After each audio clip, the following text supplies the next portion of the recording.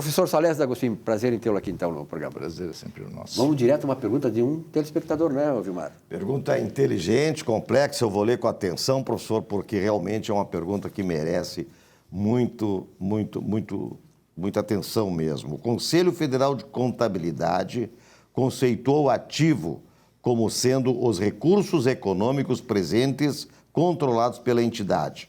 Nos termos da Resolução 2019, NBC-TG Estrutura Conceitual, de 21/11/2019, publicado no Diário Oficial de 13/12/2019. Nesta mesma resolução, é dito que recursos econômicos são direitos que têm o potencial de produzir benefícios econômicos. Então, Henrique Calduro, professor Salésio, Henrique Calduro de Cuiabá, do Mato Grosso, ele pergunta, este conceito de ativo está correto? O que o senhor acha e tem a nos dizer? Muito bem. Henrique, toda vez que você quiser saber se um conceito está certo ou não, você tem que colocá-lo em prática. Na execução, se o resultado não for aquele que está escrito, certamente o conceito está errado. Mas eu, antes de responder, só por essa resposta, você já sabe que o conceito de ativo estabelecido pelo Conselho Federal de Contabilidade não está certo, tá? Porque se você vai executar, você vai ver que os resultados são diferentes disso que está escrito.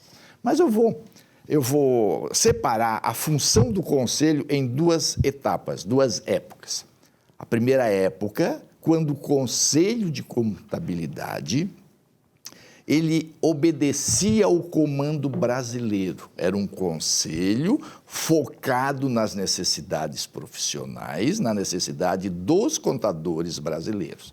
Os conceitos, as normas, as teorias, tá, não era executada pelo Conselho Federal. O Conselho Federal ratificava os conceitos, as normas e os procedimentos aprovados no Congressos Brasileiros de Contabilidade.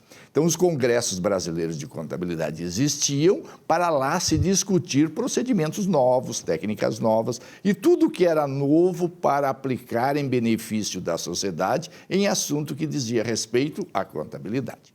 Esse foi a primeira época do Conselho, quando o Conselho obedecia ao comando brasileiro.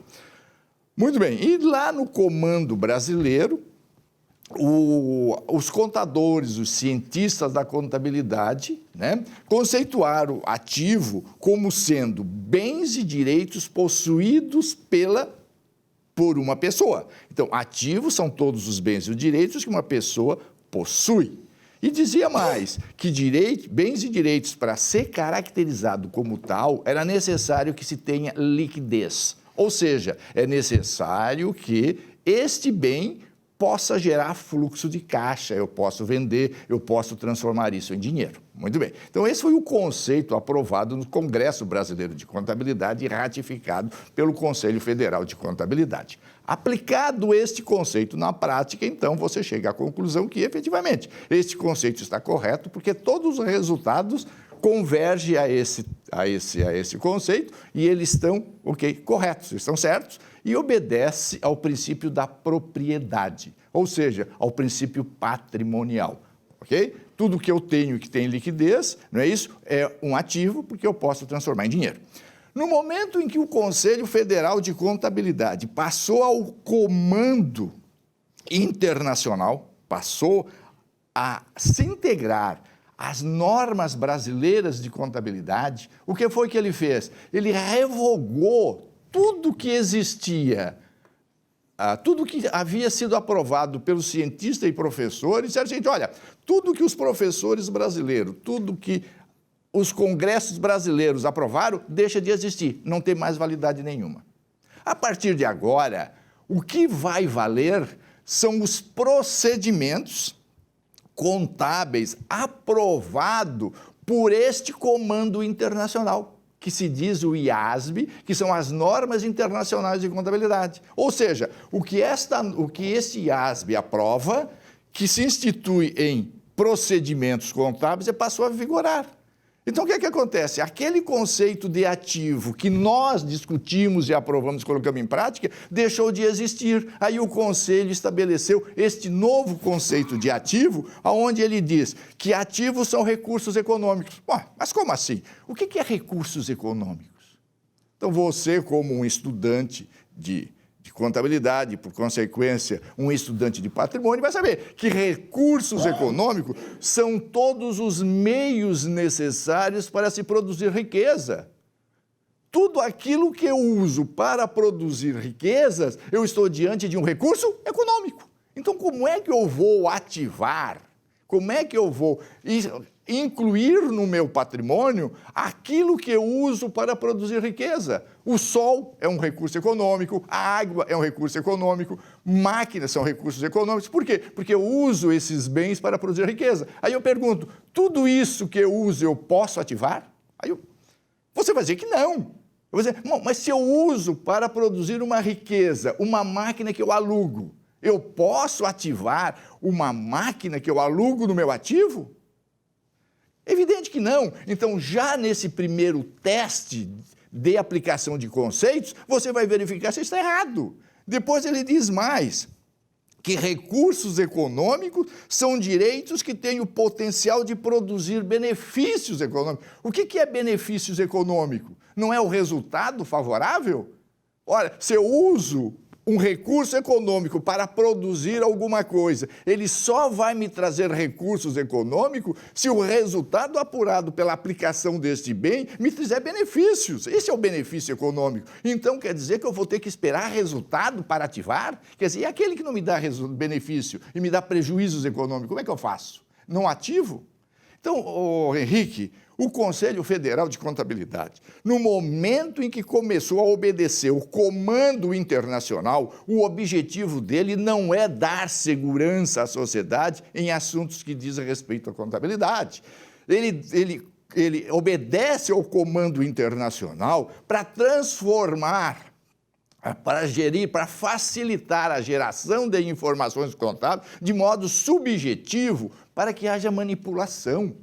O Conselho Federal ele não está preocupado com você, que é contador brasileiro, você que está preocupado com a economia brasileira, com os resultados econômicos. Não, ele está preocupado com este comandante que quer fazer da riqueza mundial uma riqueza manipulável para que você pode ter meios para justificar a falcatrua que você fez. Entende? Então, no momento que eu alugo um bem, mas eu ativei, mas não podia porque isso não faz parte do teu patrimônio. Não, a norma do Conselho Federal diz que tudo aquilo que eu controlo eu posso ativar. Então, eu começo a manipular coisas. Então, é isso que você tem que ter cuidado.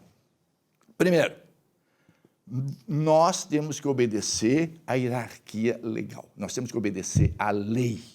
E a lei diz que ativos são todos os bens que têm liquidez. É por isso que lá no artigo 178, se não me falha a memória, diz o seguinte, que os ativos são classificados em ordem decrescente do seu grau de liquidez. Por que liquidez? Porque para ser ativo eu tenho que ter capacidade de transformar aquele bem em dinheiro, gerando fluxo de caixa. Então, muito cuidado. Não obedeça essas normas do Conselho porque elas não são verdadeiras, elas não estão provadas cientificamente, não passou por Congresso, foi uma norma estabelecida pelo IASB, que é um organismo internacional particular, que não é obrigatório, tá? Não é obrigatório, ok? Em que eles aprovam esses regulamentos todos simplesmente para dificultar a tua vida. E o Conselho Federal de Contabilidade, para dar legalidade a essas barbaridades todas, o que é que ele fez? Ele criou o Comitê de Pronunciamentos Contábeis. O que é esse comitê? É formado por diversas entidades, tá? Que não estão vinculadas à contabilidade, para dar legalidade a essas coisas que eles aprovam, que você, como profissional da contabilidade, tem que repudiar e você não pode aceitar. Ok, Henrique? Então, acredito que eu fui claro na minha resposta, tá? E que a norma do Conselho Federal obedece um comando internacional para fragilizar as informações contábeis, para manipular o resultado, e você não pode simplesmente obedecer essa norma, porque ela, na aplicação, não lhe dá a sustentação técnica para aquilo que você está fazendo. Por isso, não pode ser respeitada. Não só esclareceu, como impactou. Obrigado, Salésio D'Agostini, nesse espaço conversando sobre contabilidade.